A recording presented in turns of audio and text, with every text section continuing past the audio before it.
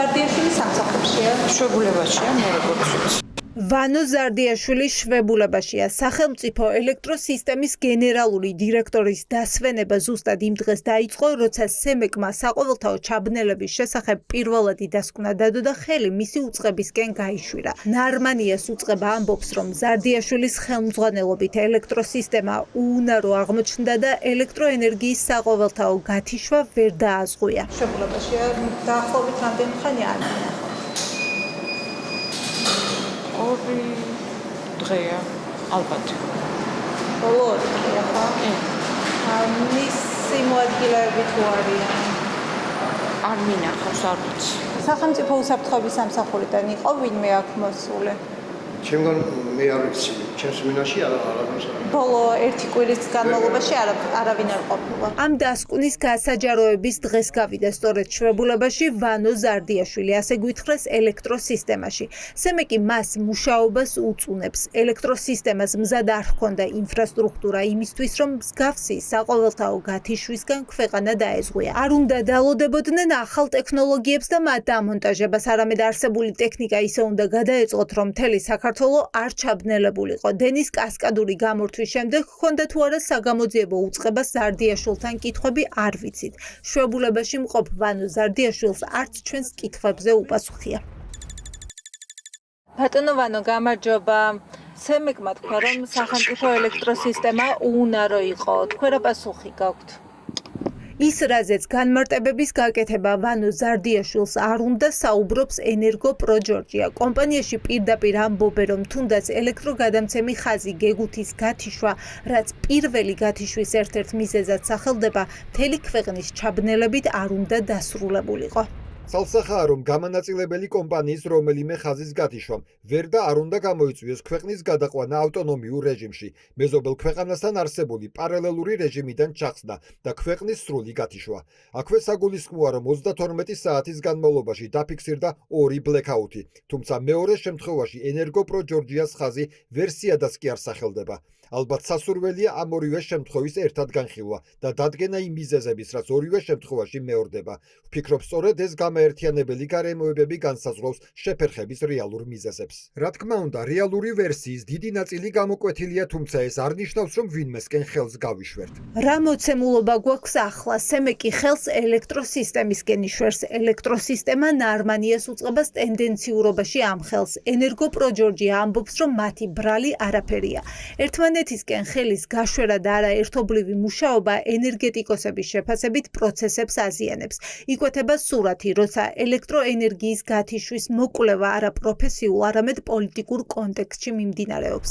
მათ უნდა მოახერხონ კოლეგიალური პროფესიული დასკვნის დადება, ამისთვის ისინი უნდა იყვნენ თავისუფალი პოლიტიკური წნეხისგან და ამჯერად მე რაც არ მომეწონა აი ამ თელ ურთიერთქმედებაში არის ის, რომ პოლიტიკური წნეხის ერთმანეთზე გადატანის ტენდენციას ხედავს. ორი გზა იქნება, რომ ჩამოშორდეს ამას წნეხი, მათ შორის ის რომ საბოტაჟის მუხლი და ასე შემდეგ, რაც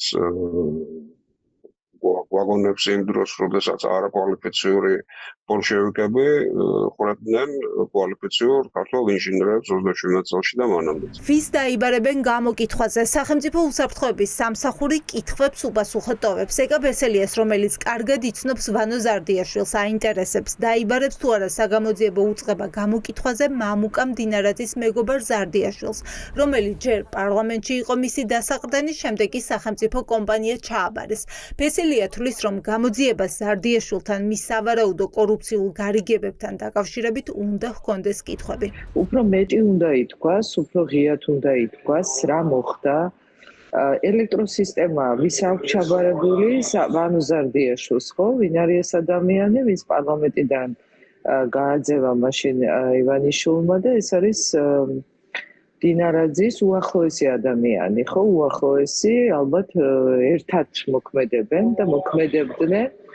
და გამოსაძიებელია ის კორუფციული სქემები, რომელშიც არის ჩართული ზარდიაშვილი და რომელშიც ბევრი ადამიანი შეიძლება იყოს მასთან ერთად მონაწილე. ამით უნდა დაინტერესდეს საგამოძიებო ორგანოები, არა მხოლოდ ამ თემით და მისი ელექტროსისტემაში საქმიანობით, მისი კორუფციული სქემებით. ესეთი ღია და პირდაპირ დარტყმა ერთი რო იმ კაცის რაღაცა იმათ რა ქვია, მდივნად ჩამოქვეითება და შემდეგ მისი კლანის ყველაზე აქტიური წევრისთვის პირდაპირ დარტყმა ესეთ და მისთვის უნაროს დაძახება, ეს არის კამპანიური ხასიათის მოვლენა უკვე. სემეკი ხა იცით, განსაკუთრებით ქართული ოცნების პირობებში არასდროს არ გამოირჩევა არც ერთ დამოუკიდებელი ან მნიშვნელოვანი განცხადებებთან გადაწყვეტილებით. ეს არის მიზანმიმართული დარტყმა ვანო ზარდიაშვილზე, ხა რა ვიცი.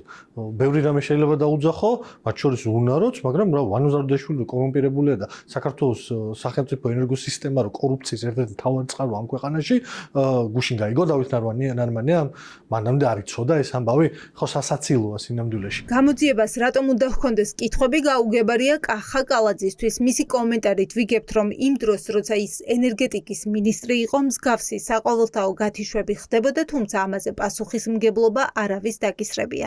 ზოგადად ავარიები ხდება ხოლმე, დაზიანება ხდება. მე შემიძლია გავიხსენო, როდესაც ვიყავი ენერგეტიკის მინისტრი, იყო ასეთი შემთხვევა, როდესაც მთლიანად საქართველოში წავიდა განათლება არ იყო ელექტროენერგია და ეს იყო გამოწვეული იმერეთის 500-იან ელექტროგადამცემ ხაზზე, რამაც გამოიწვია მთლიანად საქართველოს ჩაბნელება. ამ ტიპის შემთხვევები ყველგან ხდება, სხვადასხვა ევროპულ ქვეყნებშიც ხდება, რა შეშია უნარობა. როდესაც ხდება დაზიანება, შეიძლება ეს სხვადასხვა, რა ვიცი, ევროპულ ქალაქებშიც ბევრჯერ ყოფილა ამ ტიპის შემთხვევები. სემეკმა გააკეთოს თავის განცხადებებზე განმარტებები, მე არ გავაკეთე. ვანო ზარდიაშვილთან დაკავშირებით არაფერს არ გეტყვით, ვანო ზარდიაშვილი არის დასრული ადამიანი, შეუძლია თავი დაიცვას. ჯერჯერობით სახელმწიფო უსაფრთხოების სამსახური დუმილის რეჟიმშია. ორდღიანი სრული ჩაბნელების შემდეგ საგამოძიებო უწყებაში გამოკითხვაზე ვის დაიბარებენ ან ვისგან გამოითხოვენ დოკუმენტაციას გასაიდუმლოებულია.